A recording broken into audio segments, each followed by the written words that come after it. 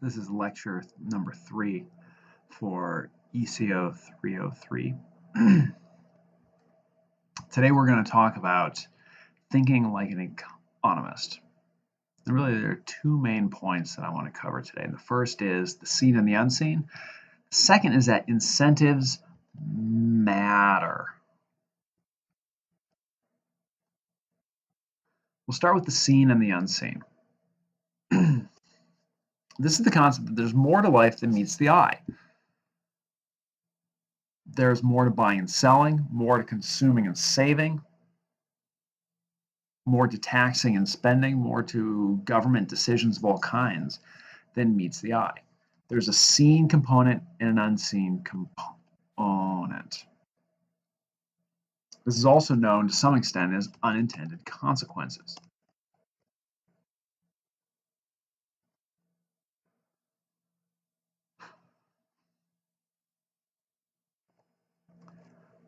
The seen is pretty straightforward.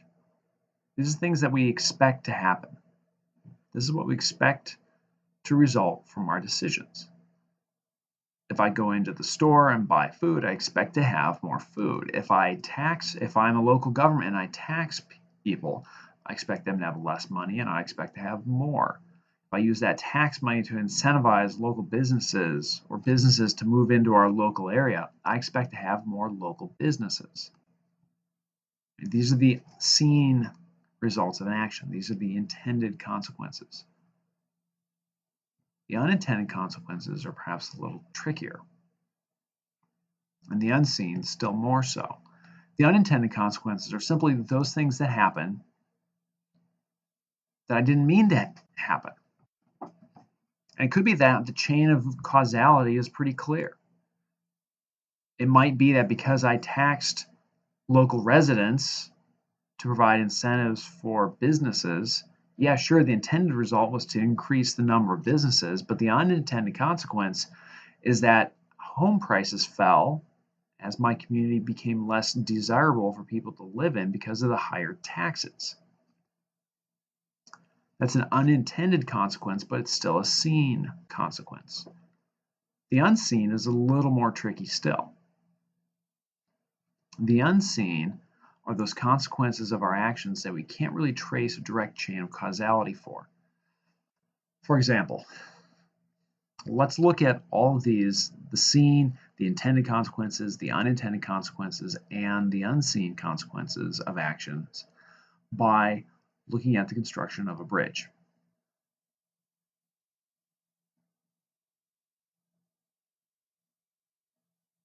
Say I'm a local government and I tax the local area to construct a bridge. I use taxpayer dollars to build a bridge. Now the intention of building this bridge is to increase business, tourism in the downtown area, let's say. Or perhaps increase property values for the businesses that will be benefited from the existence of this bridge. There are some costs, right? There's the money, of course, that I use to build this bridge, to hire the workers, to pay for the raw materials. There are also the seen consequences of increasing taxes to do it. Now, some of them might be unintended, right? Perhaps home prices fall as a result of the increase in tax rates. Perhaps there are some unintended consequences from the result of the bridge construction itself. Maybe it messes up animal migrations. Maybe there was a little roadside stand, and when the road had to be moved to use the new bridge, the stand lost its traffic and therefore went out of business. Right, that's an unintended consequence of building this bridge. Is it perhaps still on net beneficial? Yeah, sure it is. There's more. See, where'd the money come from? It came from taxpayers. And what would they have done with the money if I didn't take it to build that bridge? Well, they would have spent it. And where would they have spent it? I don't know. That's the whole point. I don't know where they would have spent it. But some of them would have spent it in the local community. What would they have spent it on? I can't really track that. This is why it's unseen. Right? But if I take, say, $5 million out of the pockets of local consumers because I've increased taxes to build my bridge. That's now $5 million fewer that are spent by those local consumers. So yes, the construction companies get money. The construction company employees get money. Will those employees and those suppliers spend that $5 million in exactly the same places that the taxpayers would have? Probably not. Almost certainly not. So what you get is the situation where the pattern of spending changes. This pattern of spending creates unseen consequences. Maybe a sandwich shop goes out of business. Maybe the local small theater no longer can attract enough business, can attract enough ticket purchases, and so has to reduce its season or has to close its doors entirely. Did this happen solely because of the bridge? I don't know. It's possible. See, in the realm of the unseen, you have to rely to some extent on theory. And we know that if the consumers have less money to spend, then less consumption of the goods that they would consume takes place. The whole point, the whole purpose of a good education in economic intuition is to better be able to see the unseen. Humans are already very well aware of unintended consequences. This isn't too much of a struggle for most people. Accidents happen. You don't intend for something to result, but it did. Maybe you don't intend to become unhealthy because of your diet, but you do. Right? These are unintentional consequences. The unseen consequences are a little more difficult. But being a good economist, I'll quote from Bastiat here, the end of subchapter 1, should be page 5 in most editions of Economics in One Lesson.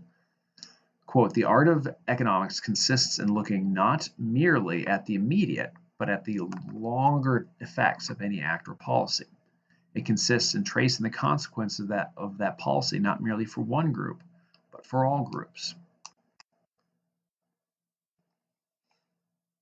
And so a proper understanding of the seen and the unseen, a proper understanding of intended consequences and unintended consequences, allows economists to begin to predict the consequences of the universal health care law, the consequences of offering people money to dispose of their old cars, the consequences of offering people additional money to buy a new house, the consequences of encouraging certain kinds of business for political reasons, whether or not they are economically feasible or not. Back to Bastiat. Bastiat uses a particular example to talk about the seen and the unseen and unintended consequences. This is the broken window story.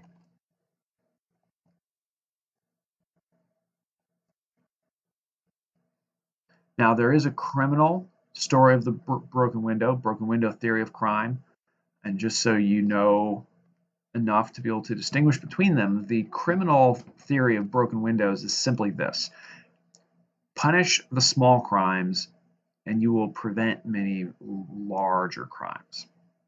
This is different from the economic broken window theory. Right. In econ, the broken window theory refers specifically to Bastiat's story that he tells. And the story is this. Say there's a baker and a street punk throws a brick through his window. And of course, he's angry. It'll cost him some amount of money, say $200, to repair the window. Punk runs away, is not held accountable for his actions. The crowd gathers round. Oh my, what a shame! The baker will have to replace his window, but then some smart aleck in the crowd pipes up and says, but wait, it's not all bad. There's a silver lining to this cloud. Yes, the baker must replace his window, but in doing so, he puts $200 into the economy and stimulates the purchases of the glass man, the glazier, the glass repair service. they now have $200 to take home and spend. They now have $200 to pay materials suppliers, to pay employees, to pay their rent, to buy clothes and food for their families. And then that $200 cycles through the economy. Right? That $200 moves through the economy, creating wealth and prosperity and activity as it goes. Sounds like a good story, right? It is. It's a visceral and appealing story. It's also missing something very important. What it's missing is this. Say you have $200 for a new window. Window is broken, smashed up. Right? You spend the $200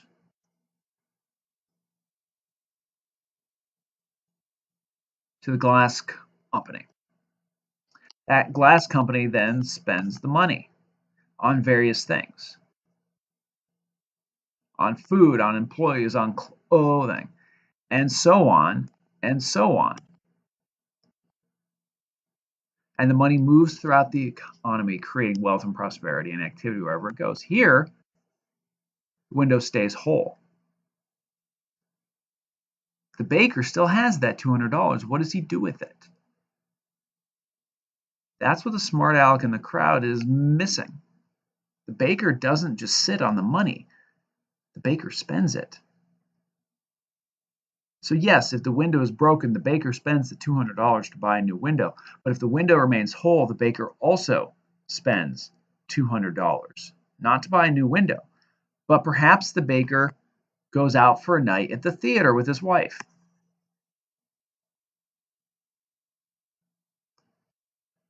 Perhaps the baker buys some toys for his kids.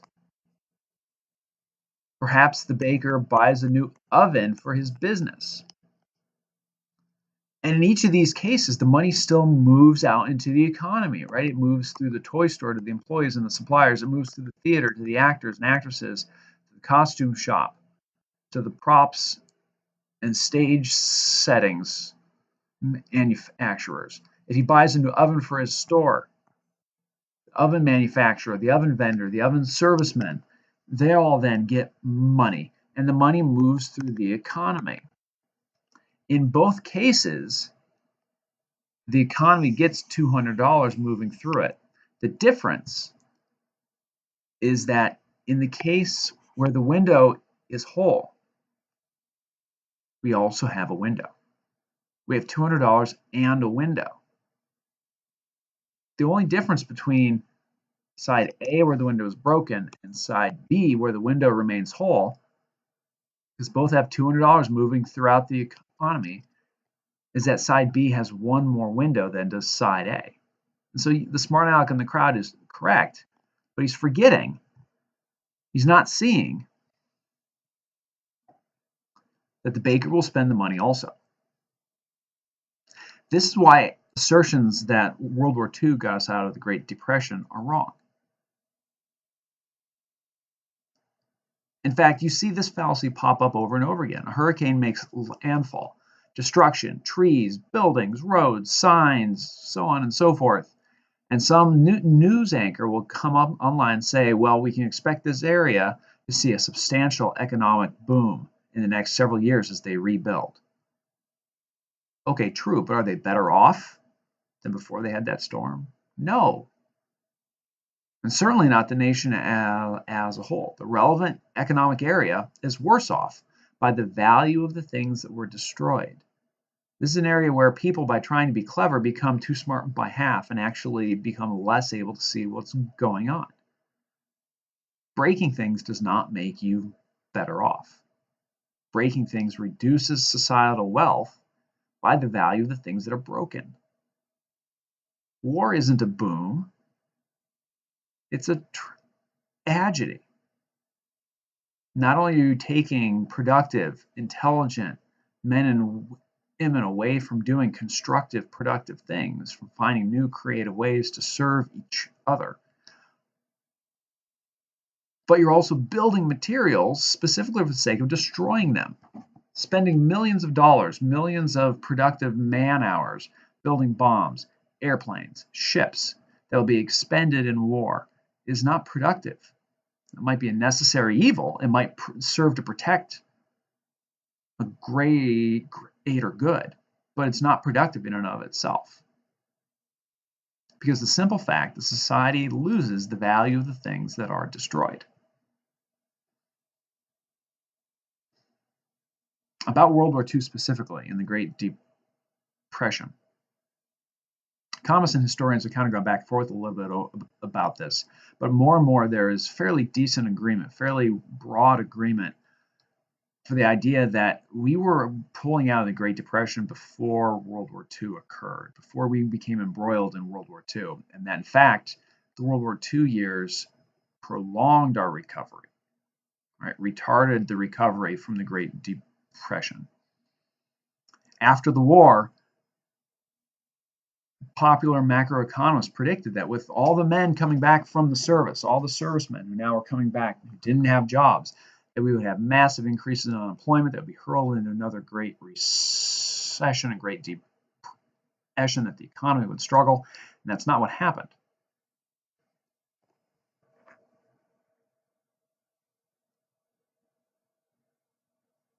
So the evidence seems to show that World War II actually delayed the recovery from the Great Depression, that we were already on the way out before World War II began, and that when the conditions that World War II supposedly solved re-emerged at the end of World War II as the soldiers returned home, we actually saw more growth rather than more hardship. We can talk about this more if you wish during our discussions. All right, moving on.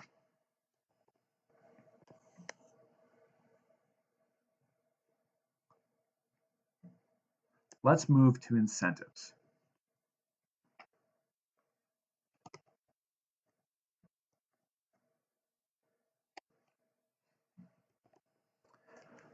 The truth is, whether you like it or not, whether you agree with it or not, whether you think it should be true or not, people respond to incentives. That's why parents prescribe punishments and disciplines in an attempt to train their children. This is why professors have attendance policies. This is why professors give grades. Right? The grade I give you on your midterm is, to some extent, an incentive to study well for your final exam. The way I grade your final exam, well, it may be too late to be an incentive for you for this semester, but it may be a very good incentive for you to study diligently in future classes with me. And it's a good incentive for future year students to study well for their finals as well. What would happen if I just gave everybody an A automatically on their final exam? How many semesters would it be before students realized and heard and learned that I gave everybody an A automatically on their final and then didn't study? See, when you change the incentives, behaviors change.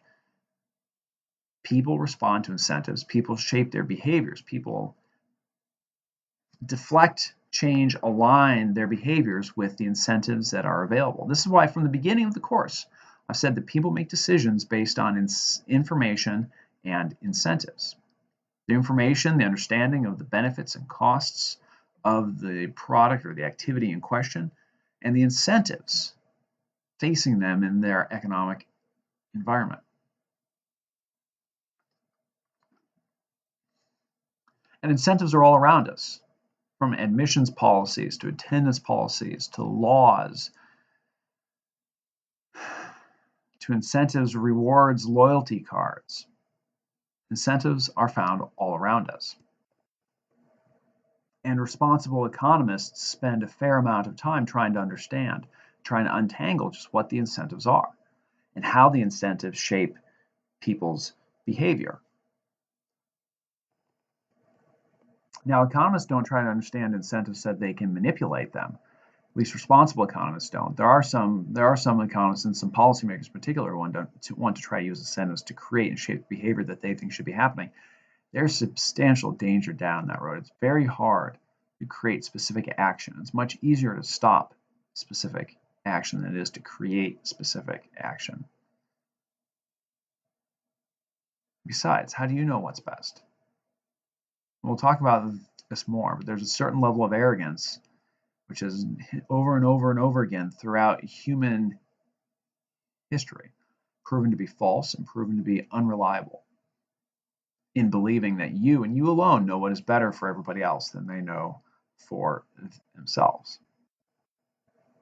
But the reason that economists try to study incentives, try to understand incentives, that we can understand decisions. We can, as we discussed in a previous lecture, so we can see and understand the self-interest that is driving action, that are the self-interest elements that are driving choices.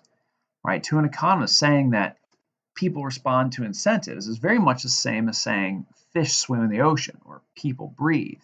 Yes, it's true. Yes, it's very important. It's also fairly obvious. It's fairly fundamental to the very nature of this thing that we study.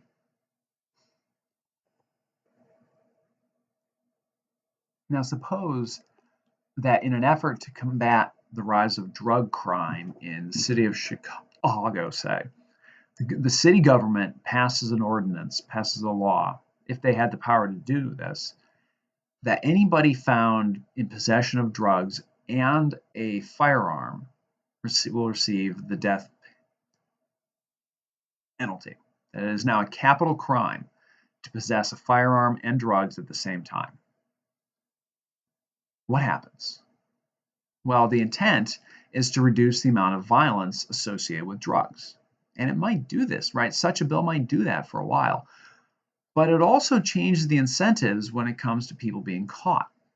If you possess drugs and a firearm and you're about to be caught, what's to stop you from trying to shoot your way out? There's no reason to surrender. There's no reason to comply with law enforcement. A bill like this would put law enforcement in a much more dangerous position. Well, wouldn't bad guys, drug dealers just stop carrying guns? Not really. A large part of the competition comes from other people like them who are not going to stop trying to take their product. If I'm known as the drug dealer that follows the law and doesn't also carry a gun, then guess what? Some other not so scrupulous drug dealer or gang or potential rival or whoever is going to know that I'm weak, going to know that I'm vulnerable, and attack me for it. Well, let's look at an example from cars. And unlike the previous one, this one is real. So over the last number of decades, some period of time actually, cars have become much safer than they used to be. They don't weigh as much. They're made out of much flimsier materials, but it's done very scientifically, very specifically to create crumple zones, to create impact zones, to create ways to decelerate the human inside the car slower than the car itself decelerates during an accident. So cars have become safer, which means we should see fatalities fall. And indeed, fatalities per accident have fallen. The proportion of accidents with fatalities is smaller now than I believe it has ever been. But here's the really interesting part. The number of fatalities per 10,000 miles driven is about the same. Interesting. Cars are safer. There are fewer fatalities per accident. But there are just as many fatalities when understood from the perspective of miles driven. Why is this? Incentives. It's because of the incentives. Cars have become safer. There are fewer consequences of getting in an accident. Therefore, people take fewer precautions against getting in an accident. They tailgate a little more. They drive when they're a little more sleepy, a little more tired than they perhaps should. They talk on the phone. They text. They read newspapers. My mother used to put her makeup on in the car, including her eyelashes.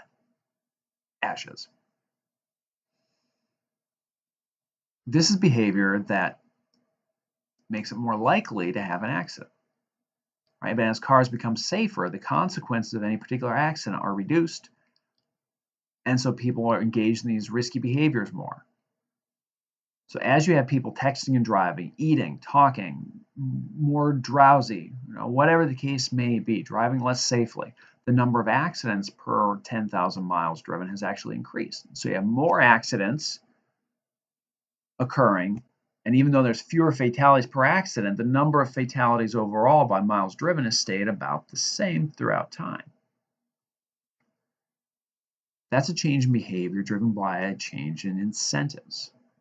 What if we went the other way? What if we made cars less safe? What if we took the seatbelts out of your car and fashioned a spike to the steering wheel right in front of you? How would you drive? Well, presuming you still drove at all, and of course, if you didn't, that's also a change in behavior driven by incentives. But presuming you still drove, you'd kind of drive like this, and you drive slowly, and you would make sure that you didn't run into anybody or anything. Right? People would drive very cautiously because knowing that the slightest accident would cause serious physical harm is quite an incentive to drive carefully. See where I'm going with this? If we ever reached a point where car accidents were perfectly survivable, people would take crazy risks driving.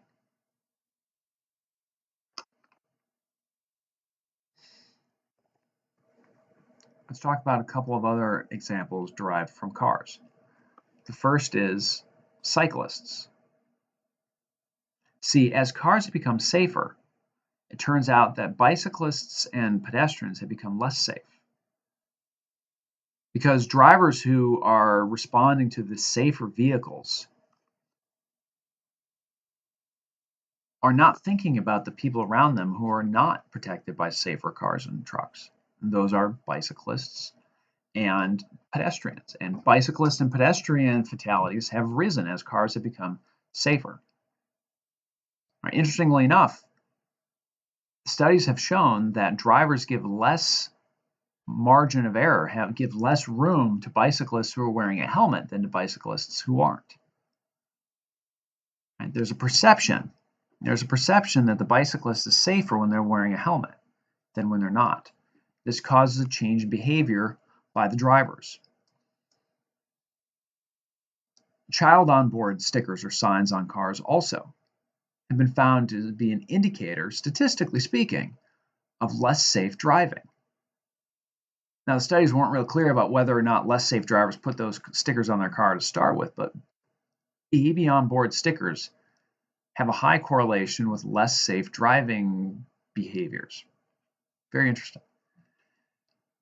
See, there's this concept in econ called moral hazard. And moral hazard is the idea that as the cost of an action decreases, you do more of it. This is a well-known concept for insurance companies and one that they have to account for constantly. Because if you offer somebody fire insurance across the population, across the entirety of the population that you insure, there will be more fires. If you offer people health insurance, there will be more instances of poor health. If you offer people insurance that effectively and cheaply handles the consequences of poor eating, of poor diet, of poor decisions about smoking or alcohol use, then you will incentivize more of those behaviors, or more technically correct, you will reduce the disincentive to be a glutton, to be a drunkard, to be a smoker, these other harmful behaviors. We call this moral hazard. And it's not necessarily a judgment on whether something is wrong or is improper. It's simply saying that if there's an action with potentially harmful consequences, and then those harmful consequences are reduced, or the impact of those harmful consequences are reduced, people engage in that action more often. And so these are the two primary components of thinking like an economist, right? First, you have to see the unseen. You have to understand that there are unintended consequences.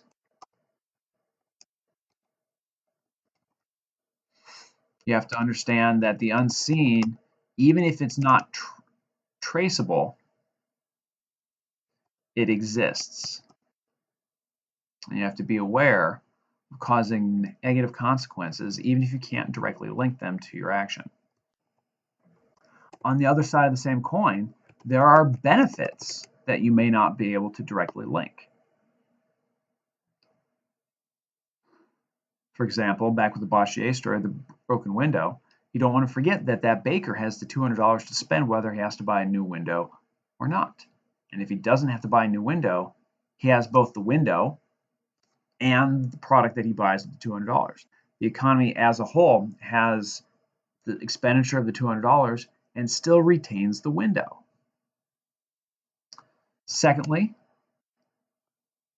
don't forget about incentives. In the craft of econ, it's amazing how much of the craft of econ can be summed up in these two concepts.